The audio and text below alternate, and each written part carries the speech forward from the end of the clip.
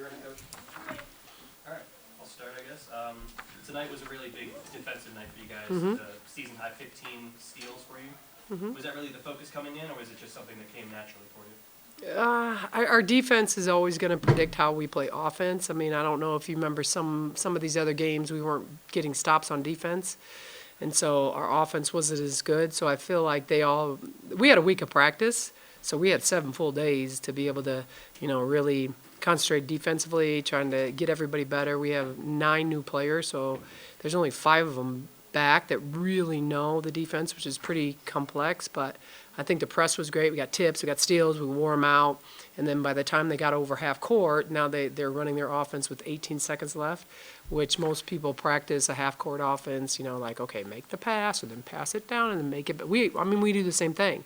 So I think our press was good, and then the half court defense, we did a really good job on their go-to player, which is ABE Gonzalez. Last year she had 18 on us, and we held her to 8 this game, which is really good.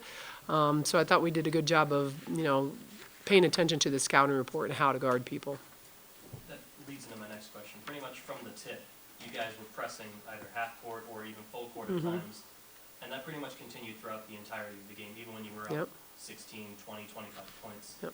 What do you think that says about the energy of the team, the conditioning, and how well they can just go from start to finish? So we did a good job of conditioning preseason, and then we got into our first and second games, and it was like, okay, now it's like game basketball conditioning. It's a completely different thing. And, in practice, we don't do the press and do the press and do the press. We just don't do it that much. You just can't, right?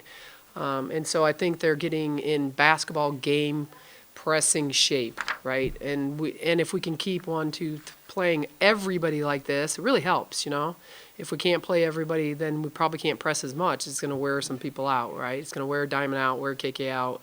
And really,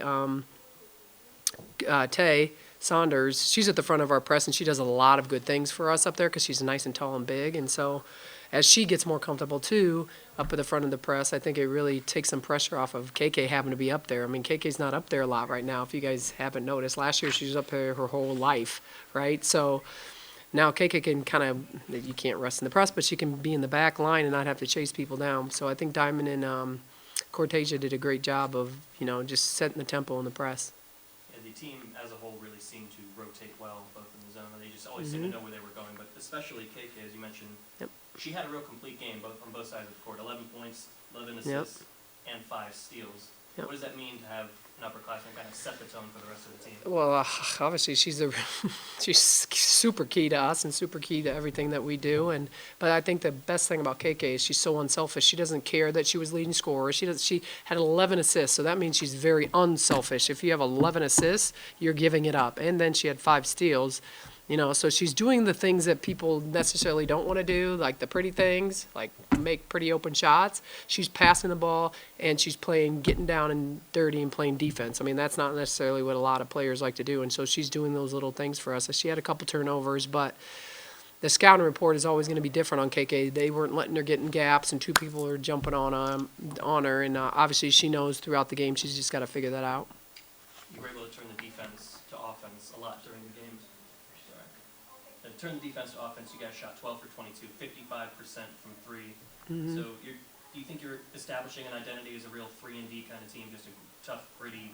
Well, Georgia is definitely a 3-point shooter, and obviously it's fun to watch her when she's open. And obviously I ran some trick plays to get Siani some open looks, but they played zone. So, I mean, when we played Pitt, we got open shots too like that, and we got some threes off of that too. So, I just think it's really good. People are doing different things against us defensively because either they're trying to contain KK or they're trying to contain Moss and Brittany, or they're trying to. So what I like about our team is that we're getting balanced scoring, and so now you got to pick and choose who you're going to guard, who you're not going to guard, right? With whether it's a zone or if it's man. We've seen 2 more. All right, I don't want to hog all the questions, so if you guys. Okay, can you talk a little bit about Martin and Gale? They did have the highest amount of points this game. Can you kind of talk about their being prepared for this game and certain things like that? Because Gale had 18 and Martin had 16. Yeah, and because they're in a zone and being a zone coach, like, I mean, I know how to kind of pick apart our zone, so pretty much we know how to pick apart other zones. And, KK knew exactly where to get the ball, and kind of some of the sets we were running, they were wide open. And, it gives them a lot of credit. They're knocking it down, too, right? And obviously that's what Georgia's great at. So if you don't guard Georgia, then Britain Moss are open. If you guard Britain Moss, which there are returning players, and they've been scoring a lot of points for us, then Georgia's going to be open against the zone. The same thing on the other side with Siani, and obviously KK's getting them the ball. So if we can continue to have balanced scoring like this, it's going to be great. And Coach, last season you guys played the same. Every team's different year in, year out, but last season you still played Delaware. Is there anything from that game that you could take and put into today's game plan going into the match? I just think that, they played differently last year. They had different players too, but I think that we obviously watched that game, and we let them know that number 2 had 18 points against us, and she was really hitting threes against us. This time she only hit 2 of them, but we held her to 8 points instead of 18 points, right? I think their sophomore, DeFries, is a really good player for them. She had 13 points and 10. I thought she had 10 rebounds. No, what's her name?